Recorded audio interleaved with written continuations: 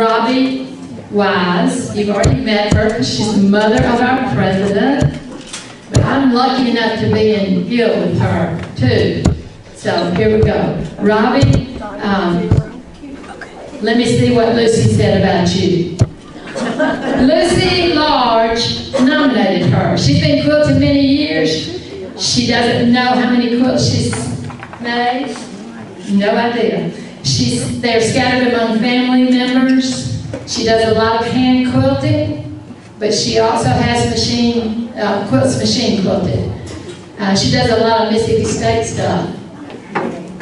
I saw some hands go up and I see some shirts in here, but I want y'all to know I'm rooting for Ole Miss today. Roll Tide. Something in the conference, that's all that matters. Okay, I'm going to turn this over to Robbie. She can tell you all about her quilt. Well, as Lucy said, I began quilting when I was prayed under the quilt. I would push up, Like ice cream. pull down, like a dairy, push up, pull down. That was where I quilted. I couldn't reach across and quilt. And my mother, my grandmother, my aunts, both my mother's sisters and the in-law aunts, they hung the quilt from the ceiling. They let it down. We quilted daytime, at night it went back up. Well, I quilted a few years, and then I decided it was time to do something else. So I began embroidery and crocheting with quilting. I still have my first embroidery and my first crochet and pillowcase set that I have. And then I moved on to knitting, and I moved on to tatting, and you can't do two projects at the same time. And then I got in junior high school, and it was time to sew clothes.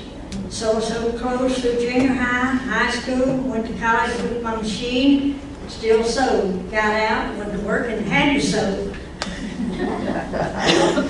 And got married, and sure enough had to sew. So for me and my sister who was in college. Then we went to Europe and came home with Charlotte, 8 weeks old. And I began to sew for her, and I thought we couldn't have too many children clothes. I mean, she sewed everything. And I got back to sewing, back to quilting then, and made, in the mid-90s, I took a Santa Claus cushion and quilted it, and I thought you had to go around every eye, every twig on the tree, every animal on the deer. You had to go around everything. And it had a lot of stitching in it. And then I moved to Wiggins in '99, and I joined the Quilt Guild. And that's the first quilt I made from the time I was a kid, little kid. And I was thinking last night when those girls were talking, you know, they learned the skill. They may not do it for 40 years, but they got the skill. And I went probably more than 40 years that I didn't do it. But I hand quilted it. I did piece it by machine, by hand quilted it. And then I had grandkids that needed these special little quilts. But there again, you did Charlotte's daughter. I did all the castle and all the princesses, but you had to go around every eye. You had to change color with every dress. You just had to do lots of quilting. And then in 2005, my mother passed away. I had two sisters, and my mother did everything in Greece. But by then, she loved applique. This is one that she did. And so my sister had died on Thursday, my mother died on a Saturday. So I brought two of everything home with me, one for me and one for my youngest sister. And she did, I think we have 4 different Dutch dolls, different things that she did with that. But then this is the Fisher boy that I brought home and hand quilted, and I probably have done between 25 and 30 hand quilted applique quilts that she had done. Because she believed they had to be hand quilted, and I said she'd turn over in her grave if I took it and had it. So I wanted to bring one of them and show them. And she did a lot of the designs. She did her own. She's done I have one leaves, I have one that's cotton bowls, I have one that's tulips, just you name it, and I have an applique quilt out of it. Then I decided I had to have some quilted. I couldn't quilt hers in mine too. Got it upside down. This way. Which way? That is a pattern that Diane Stanton taught in 2009. It's called French braid, and I am not bright colored person. I like duller colors, but I like that one real well. It was quilted by Colleen, what was her name? Esprit. Colleen Esprit. And Starkman. And then this one, what is this? Is that a flower basket? Oh, this is a flower basket that Billy Thompson taught, and that has got more color in it than anything I've ever done. And I hand quilted that.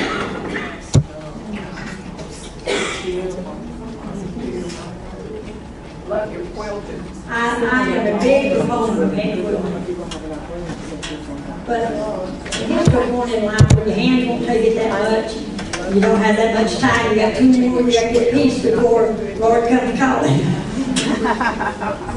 And I have always loved this pattern, double Irish chain.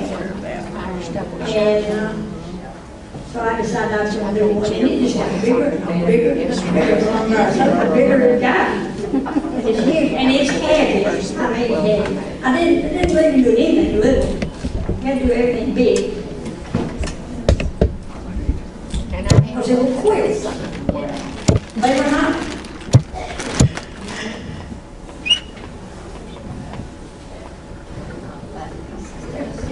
No, I'm going to last.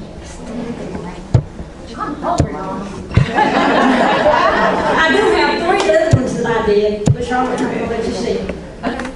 You can see them later. This one was done for Charlotte's son. He was at Mississippi State. I've done 4.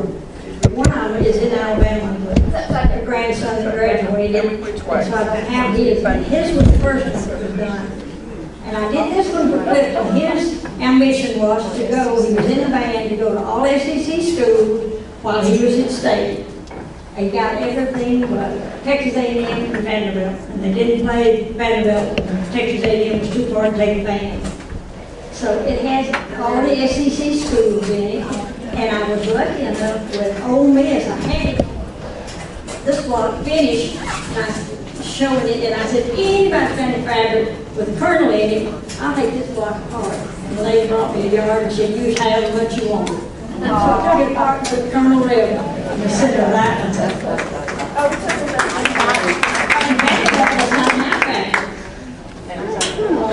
Any kind, so I had to just use their colors and make mine up. So the top is the west, and the bottom is the east. And then I put, he is big into music, so I put music in the corners, and then put music on the back, because I had to have some blocks to fill in. He's on 14 schools, and it didn't work out. This one is the one who is, this is the second one. 60 cowbells in it. 60 cowbells. You came here, you go up there for a meeting, you came home and I said, oh, I need that t-shirt. So I bring I won't have to applicate that. So I took his t-shirt and cut it out and put it in the center. And it's the cowbell.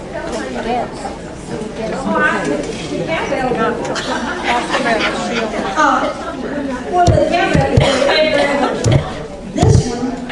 The cowbells, how did you make them? You just cut this out. Yeah, it's a tiger block. And then what I did was here, it's like the same thing, and I turned it upside down and applicated a handle on it. And there's not that many different fabrics. They never had more than 3 fabrics at a time. When they come out with a new one, they discontinue one. Go see Carolyn up here. Yeah. And then this is one who is a senior in high school this year, who plans to go next year, and he wants to be a vet. And I want them all to be different and sort of emphasize there. Yeah, they're lifting up and down. We'll get it in a minute. So I did his dog bones. Because his ambition is to be a vet. And Sean's not going to let you see him. You can see him later. Tell us about Dr. And John caught the one that's hanging up back here. It's a huge one too. When did you teach that, John? When did I teach that? It was in December. 2014, I think. I don't know, but I finished mine and Joan finished hers up this year. Probably made me stay at home. I finished. But it's the first one down there and it's all done in silver work. I like it better than mine. I don't know how I can make it try.